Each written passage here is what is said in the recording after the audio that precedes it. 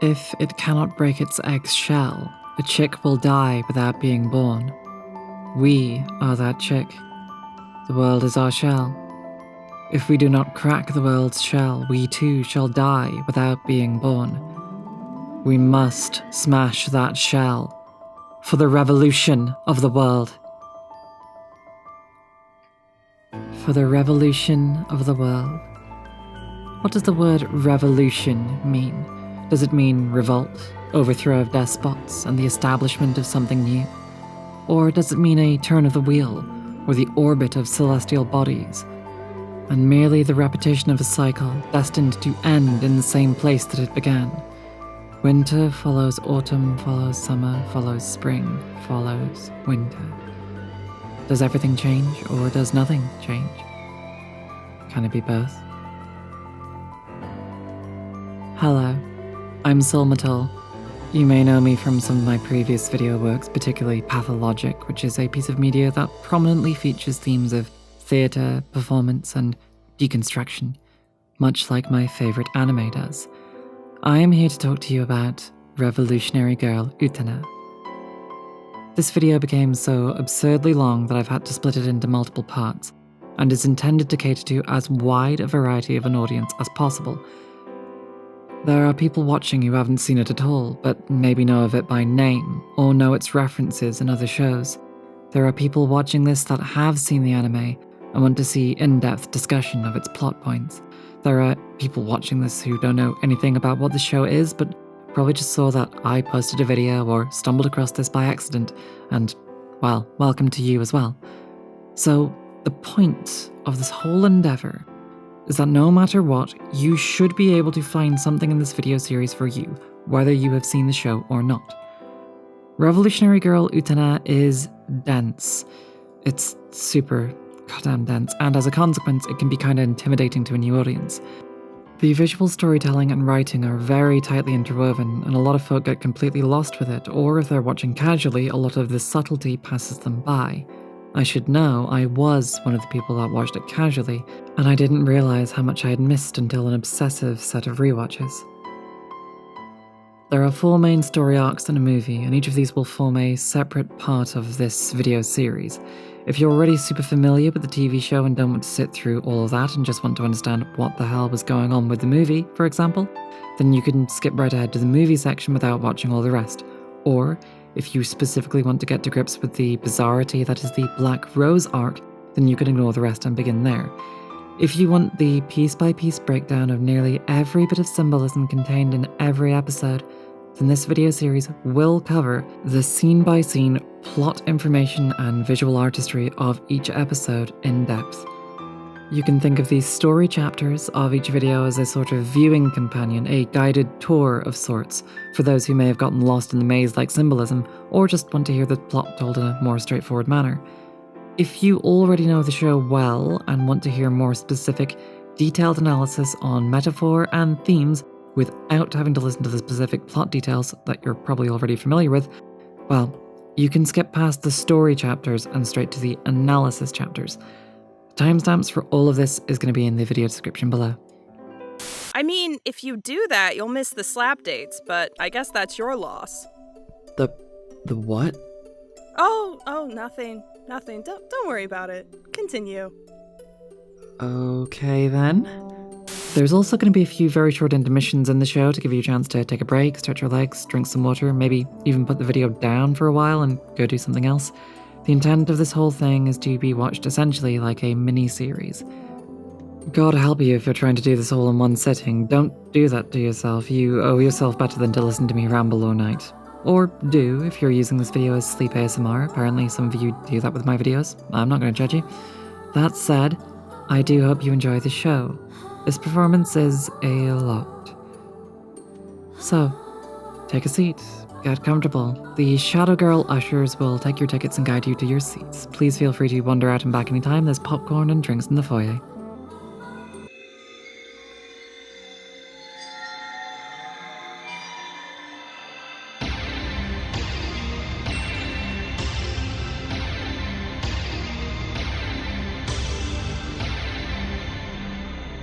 Go guy! Go guy! Have you heard? Have you heard the news? Zulma Tool is making a video on revolutionary Girl Utena.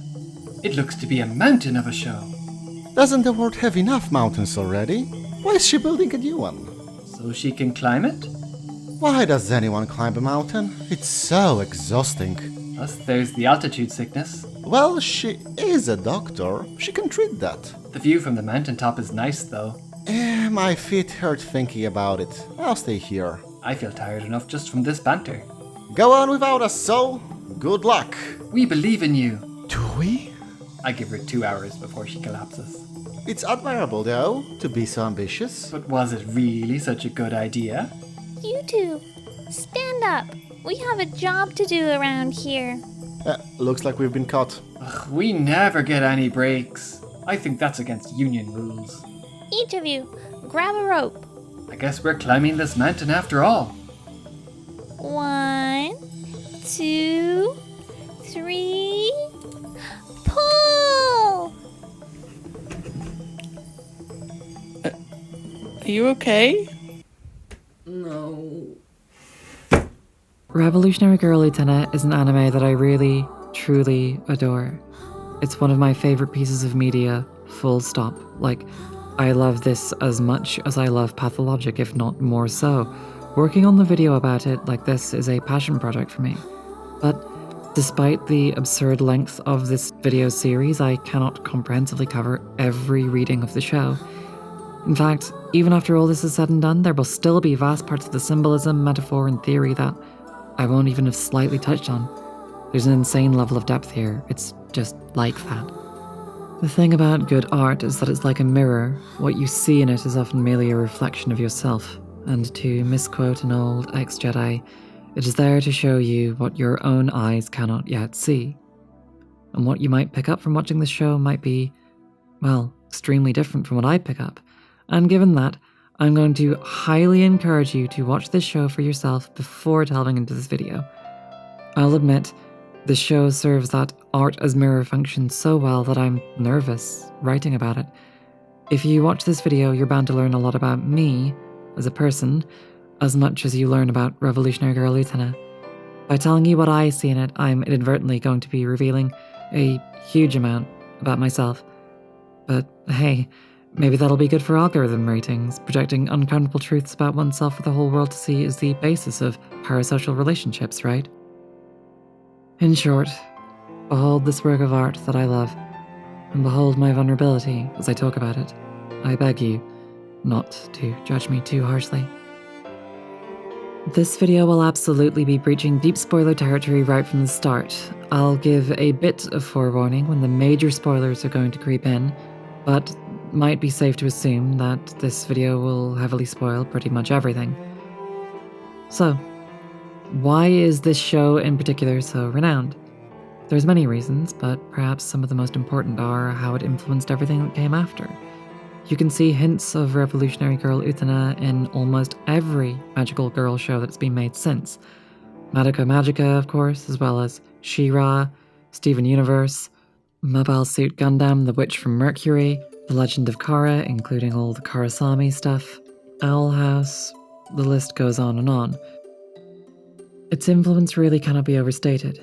Its themes, imagery, and metaphors have inspired an astounding number of spiritual successors. How the original Fate Stay Night visual novel took heavy inspiration from this show, with characters like Shiru and Sakura having direct ties in their characterization to Utena and Anthe, and in turn that franchise has spawned 101 spin-offs, many of which have Revolutionary Girl Utena in their bones.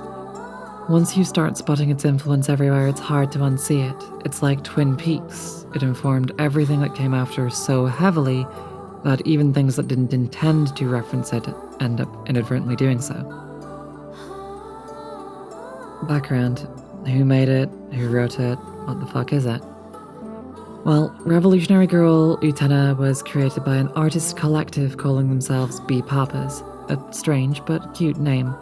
Its membership included Kunihiko Ikuhara, the primary director for the anime series, Chiho Saito, an artist and author of the manga version of the story, character designer Shinya Hasegawa, scriptwriter Yoji Inokida, and planner Yuichiro Oguro. These creators are responsible for the 39-episode anime series called Revolutionary Girl Utena, a manga of the same name but with a different plotline, the sort-of sequel movie called Adolescence of Utena, and a series of sequel manga called After the Revolution.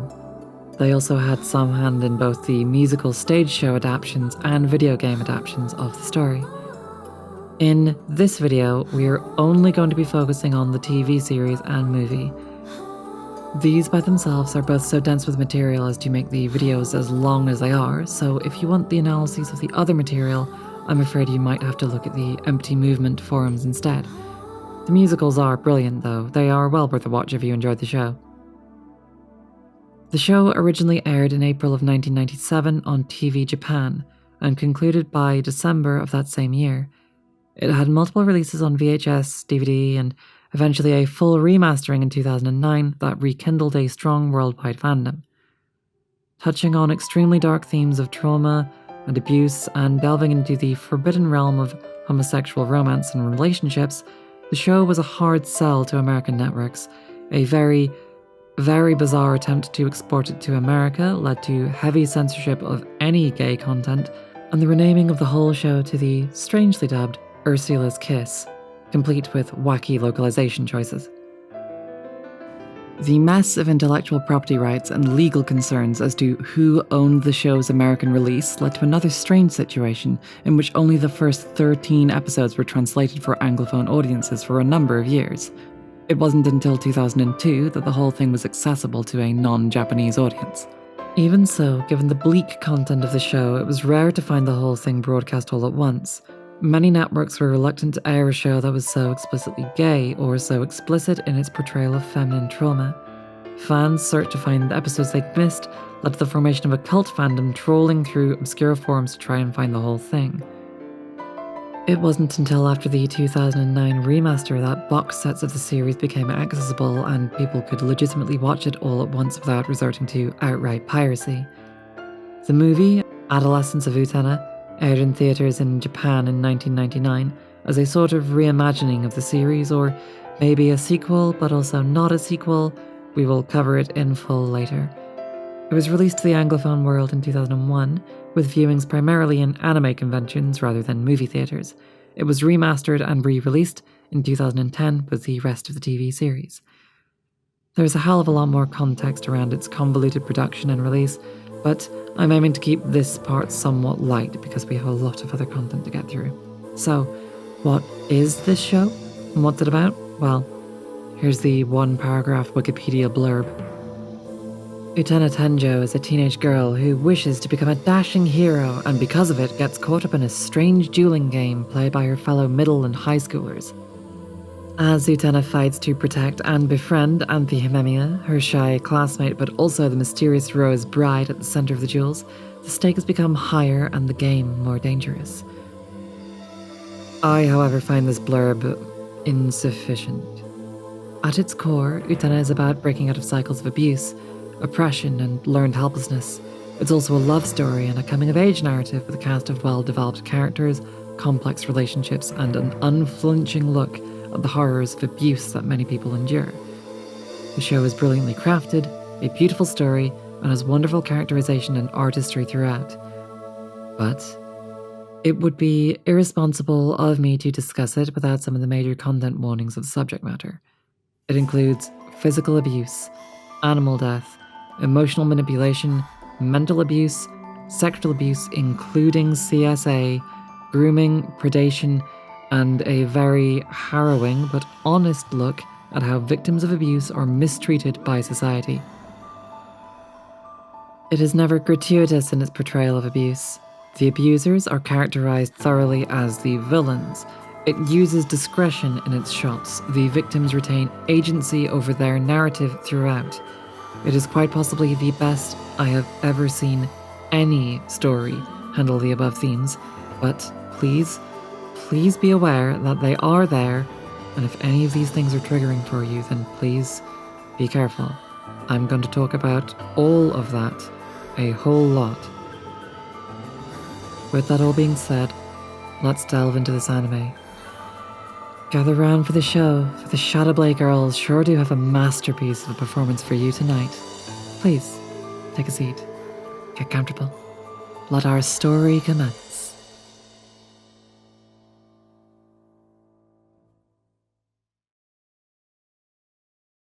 The story. The Student Council arc. Our story opens with a fairy tale. Once upon a time, years and years ago, there was a princess who was very sad, for her mother and father had died. Before this princess appeared a travelling prince on a white horse. His appearance gallant and his smile gentle, the prince enveloped the princess in the scent of roses and said, "Little one, bearing up alone in such deep sorrow, lose not your strength or nobility, even when you grow up. As a token of this day, take this." "Pray, will I ever meet you again?" asked the princess. "This ring should guide thee to me one day," replied the prince. Was the ring the prince gave her an engagement ring? Well, this was all well and good, but the princess was so impressed by the prince that she vowed to become a prince herself one day. But was that really such a good idea?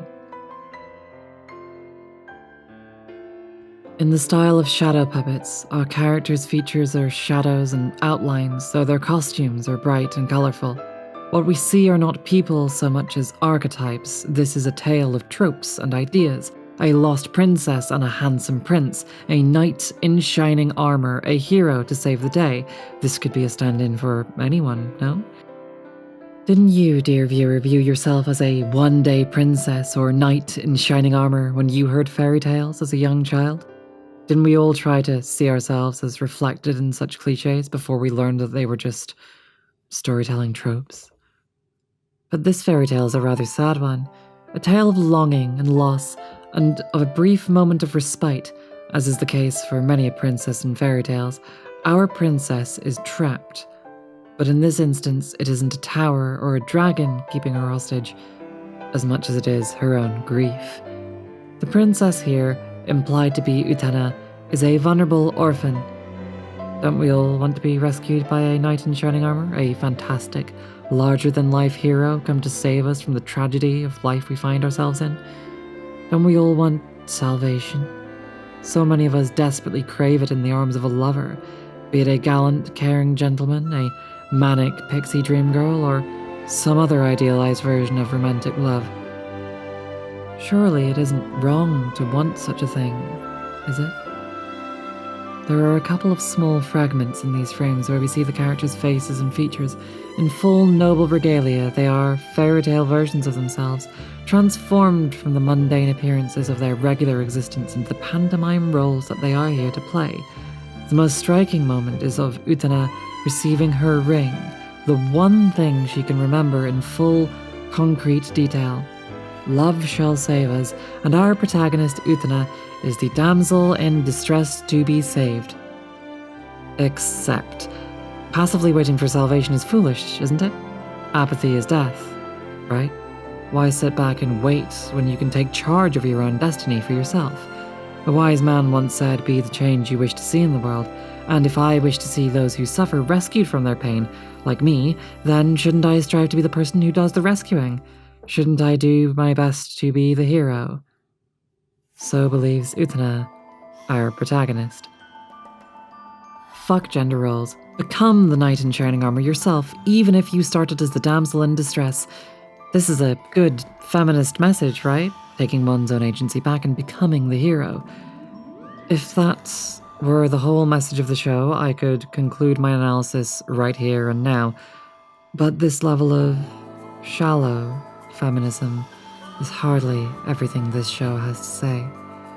This fairy tale, this mythology, is how we shall begin almost every episode of the show, a daily reminder of the foundations of noble chivalry that Utena and we as the audience start out with. Is it naive? Well, perhaps. But what is the difference between naivete and idealism?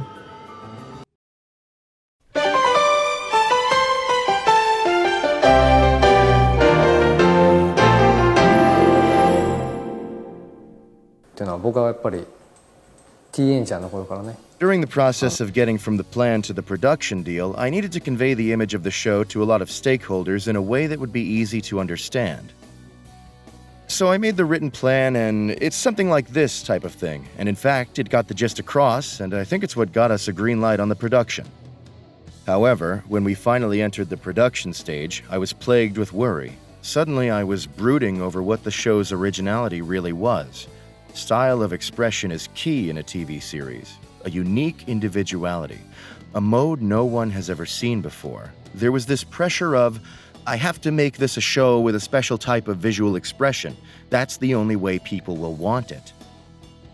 I decided to use Absolute Destiny Apocalypse, and that prompted a switch to flip in my mind. Within myself, I could sense that this would be a special show.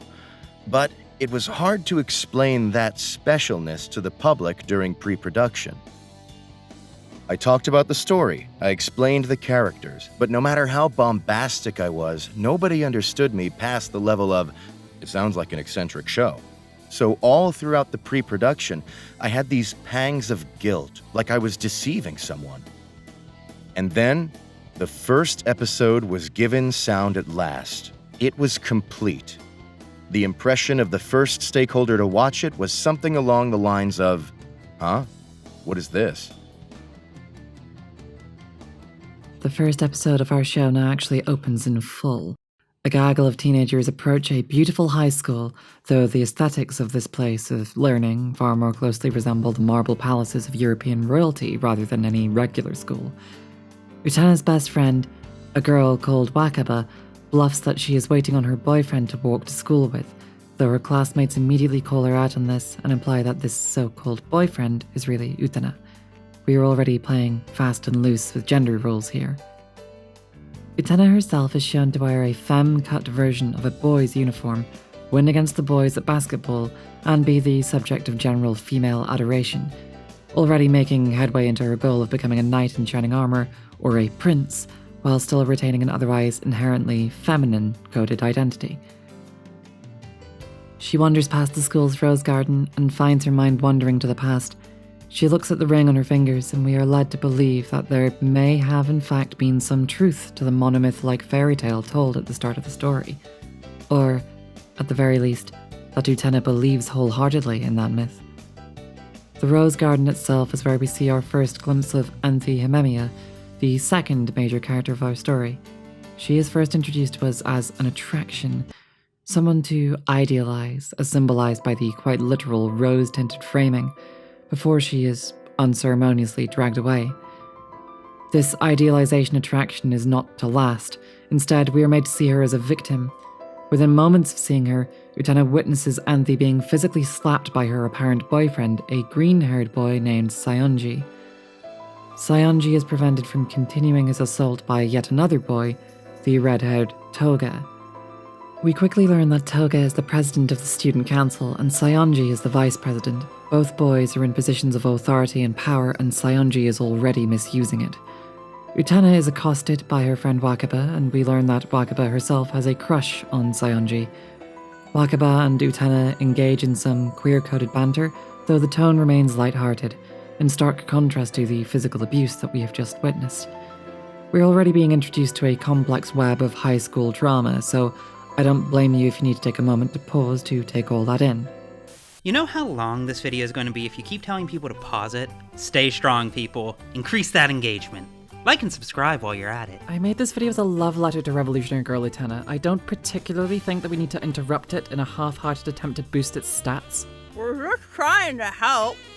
Jeez, if you didn't want us here, you should have made us part of the student council. Hold on. Are you eating Pop-Tarts? Wait, no. That doesn't matter. Sol, how does this even work? What do you mean? Well, what's the narrative here?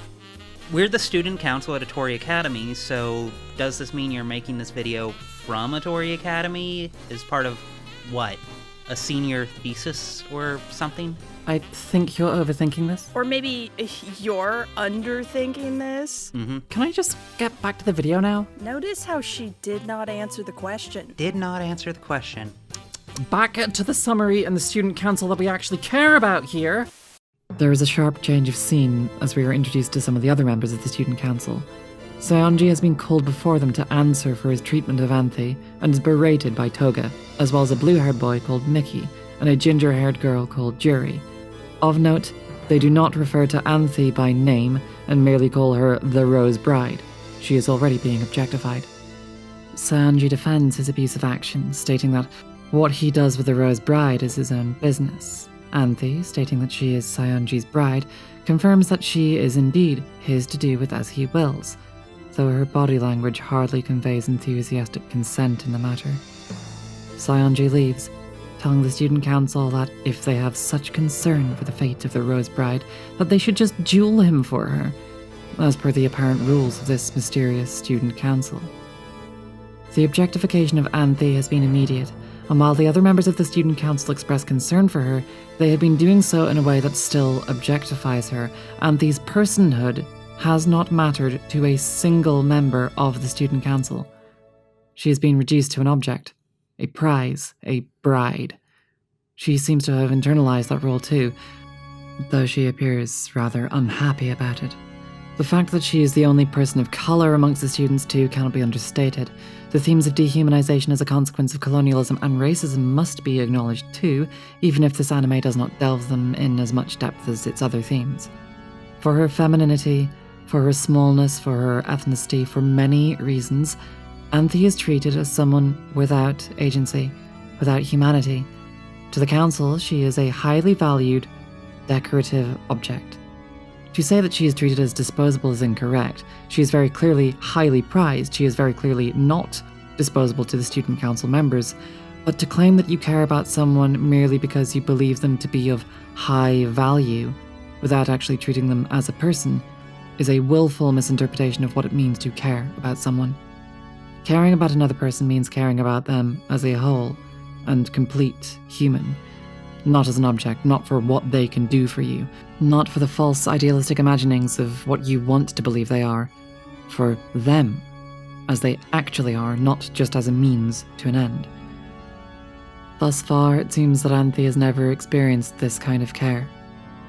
As Saionji leaves, Toga gives him the warning that soon another duelist will arrive and likely challenge him for the bride, and conveniently, all the student council members, the duelists, have rose insignia rings, much like Utena's. Utena seems destined to become the next duelist. What does this mean for Anthe? Is Utena going to be a true gallant prince, riding on a noble steed to rescue her from the monster that is Saionji? Or is she merely going to become the next in line to dehumanize Anthe by seeing her as a prize to be cherished and owned? Later that day, Utena and Wakaba pass by a notice board to find a private love confession written by Wakaba to Saionji has been tacked up for everyone to read.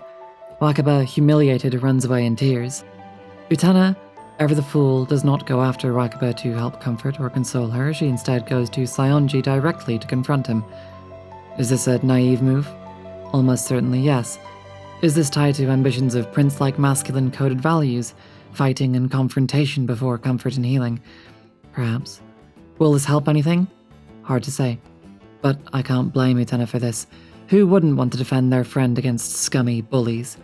She challenges Saionji to a kendo duel as a way to teach him a lesson. Nobody bullies her friends, after all. Saionji accepts, though unexpectedly doesn't duel her in the school's gym, and instead bids her come to the mysterious forest outside the school, the one that no one is allowed into. We bear witness to another play, performed by the pantomime shadow puppets. Hello, familiar tragedian and executor. お勇者様、お友達のために戦うおせっかいな勇者様。でも勇者様、森には掟があること。果たしてあなたはご存知かしら？かしら、ご存知かしら？ Unaware of the trouble that she is about to embroil herself in, Utena approaches the forest at night. She reaches the gates of judgment and is considered worthy. She has ventured away from the mundane and into the fantastical. Metaphor and reality blend into one, and for the entirety of the show's run, the difference between what is literally happening and what is metaphorical or ephemeral is left intentionally vague. Behind the gates of judgment is a seemingly endless spiral staircase, turning round and around in circles yet moving ever upwards, a visual representation of revolution, turning around a cycle, and yet the staircase still ends up somewhere new despite going back on itself.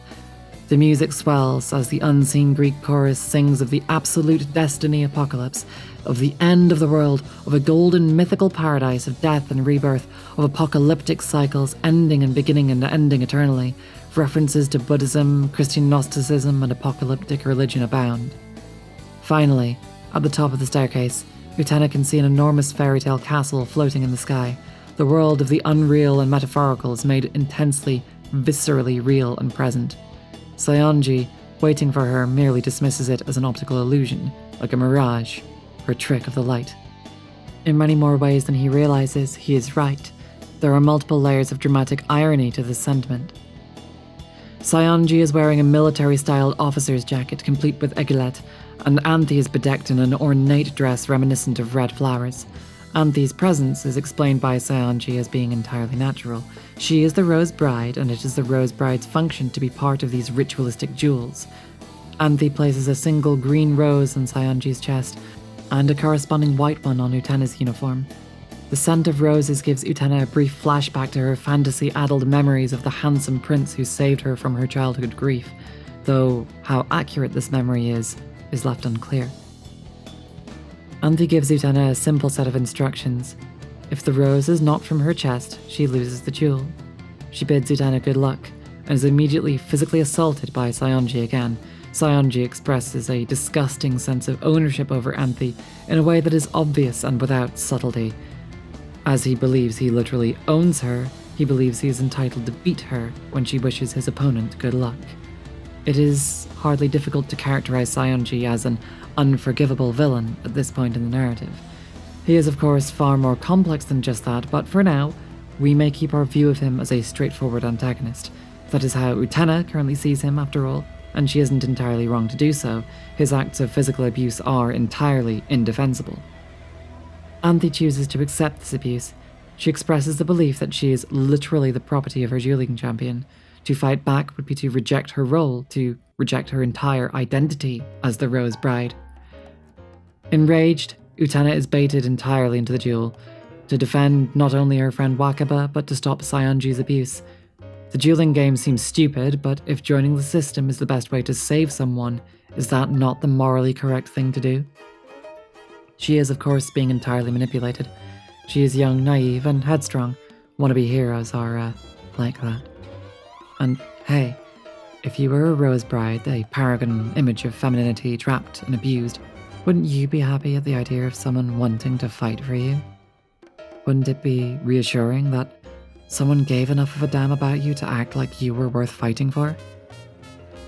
And so, the duel begins. Anthy steps forward, summoning light from her breast, bidding the power of Dios that resides within her to come forth and manifest as a sword. In an act that seems distinctly sexualized, she arches her back and allows Sayonji to hold her, withdrawing the blade from her chest.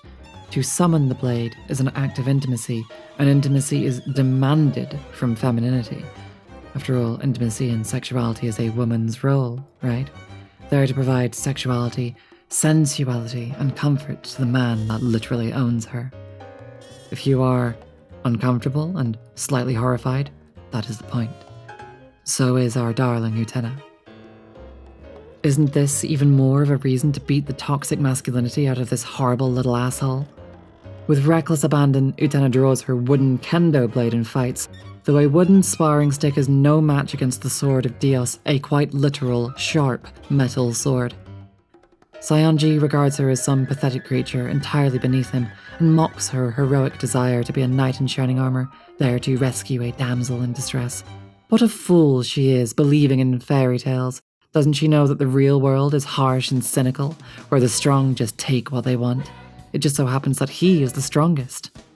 To Sayonji's current philosophy, justice doesn't matter when might makes right, a philosophy commonly espoused by abusers, fools, and those whose main desire is to dodge accountability. Utena, courage and rage filling her veins, stands to fight anyway, even with a broken wooden sword, because who cares if the fight seems hopeless when there's something important to fight for? This philosophy, this reckless abandon to do the right thing regardless of personal cost, is the opposing ideal that Utena adopts throughout the show. The ideal of the selfless hero, the idea of the knight in shining armor, the ideal of a prince. We as the audience see a figure of the handsome prince from her memories, encouraging her to stay true to her ideals, to never lose heart or hope. Inspired with all the courage of a magical girl, she stands and fights. Brave? Yes. Foolish? Yes. And a more cynical person would tell her this was dumb, but damn it, isn't cynicism just a rationalization of cowardice? Fuck this guy, and fuck his shitty toxic masculinity, and fuck his abuse. She lunges. Saionji turns to gloat at his victory, and yet Utena's rose remains intact. Saionji, for all his bluster, has lost. There's a sense of catharsis and thrill from this. An obvious villain has fallen, and an obvious hero has risen. Hell fucking yeah, good guys win, bad guys lose. Anthy turns to Saionji, and with a careful, practiced smile, tells him to cheer up. She no longer calls him master, a subtlety perhaps missed in the dub of the translation. She no longer addresses Saionji with any sense of affection. She is free. Anshi! ごきげんよう、西園寺先輩。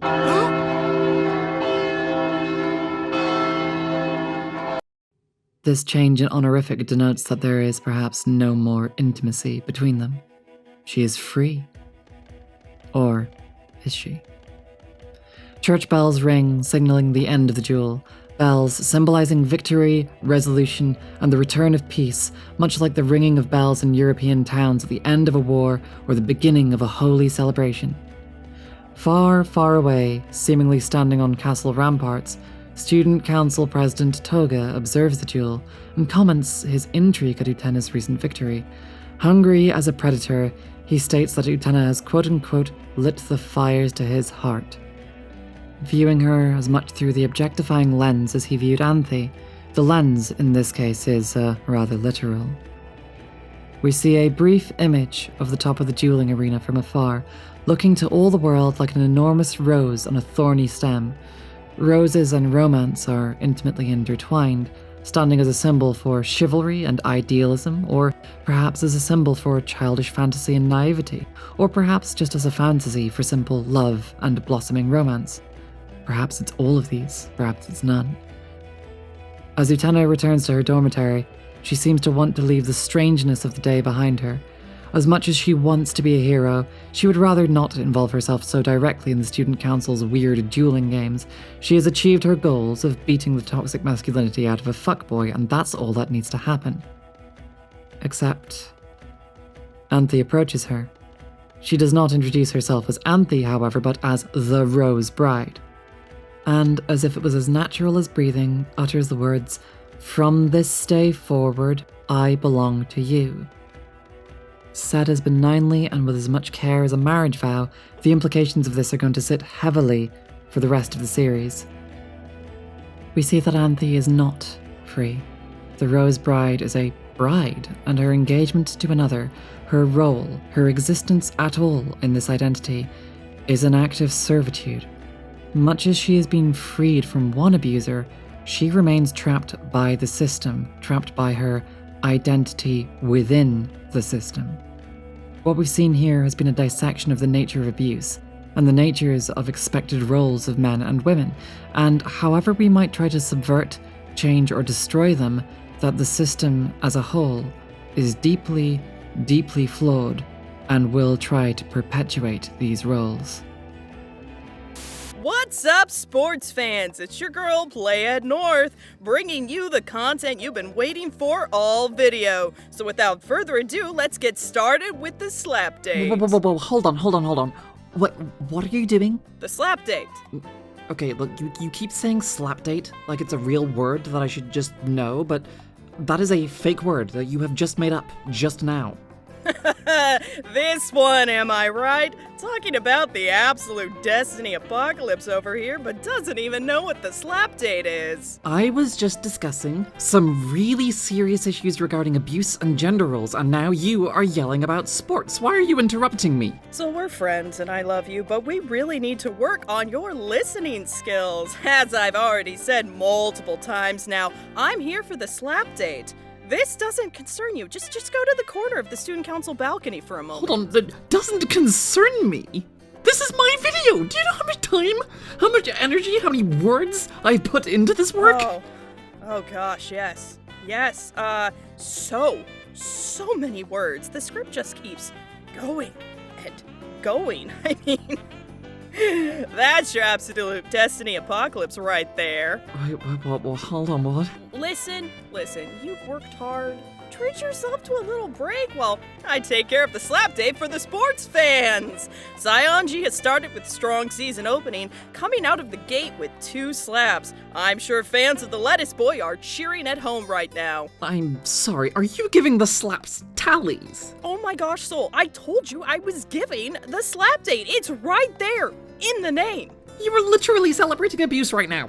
Absolutely! You cut me off before I could get there. So while our slappers scoreboard is currently Sionji 2, everyone else 0, let's move on to the slappies. You have got to be kidding me. Team Rosebride getting an impressive start, with Anthe being the recipient of not one, but both of Sionji's slaps.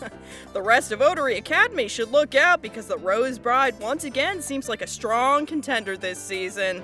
I regret asking you to help me with this video. Well, that wraps up our slap date, sports fans. This is Playhead North signing off, and I look forward to seeing you at the end of the next episode summary. Oh, no.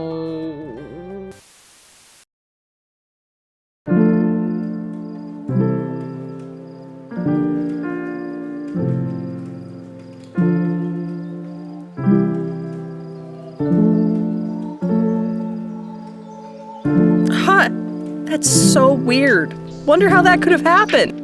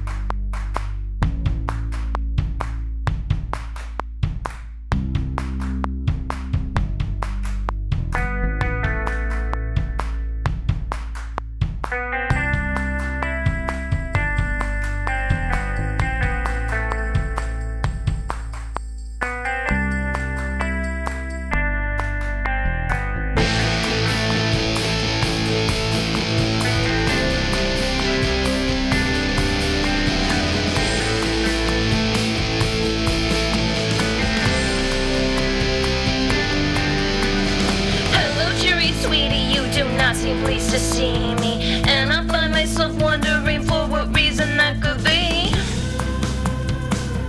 Let me just take a gander. Once upon a time I stole your man and then it broke your heart, because I took what was yours, or at least that was what I thought. Can I speak with some candor? Well, you look so fine, but you have a disease, and it seems to be that you are so ill at ease with me. Why ever could that be? I've spent my life with you up on a pedestal, knowing that I could never stand it. So I'm still weak, but I think I know your secret, the one you hold the deepest. I'll see me in your Stalket.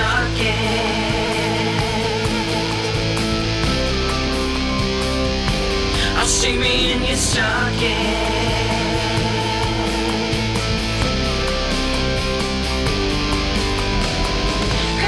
You had said I would have sent a better picture. In the night I'm watching you, watching me, thinking I could fix her. You're so hysterical. I mean, really. I can't stop laughing. It's constant gagging. You're making me so maniacal. We might have been childhood friends way back when. You'd like that again. Return to how it used to be, when it was just you and me and him, but not really him. I see that now. I couldn't abscond with a boy you didn't want, and yet still I dealt you a blow. I love the look in your eyes as I hurt you so. You look so fine, but you have a disease, and it seems to be that you are so ill at ease with me. Whatever could that be? I've spent my life with you up on a pedestal, knowing that I could never stand it. So I'm still weak, but I think I know your secret, the one you hold the deepest.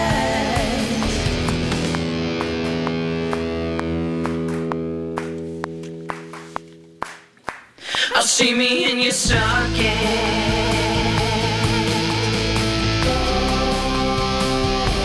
I'll see me in your Stalket.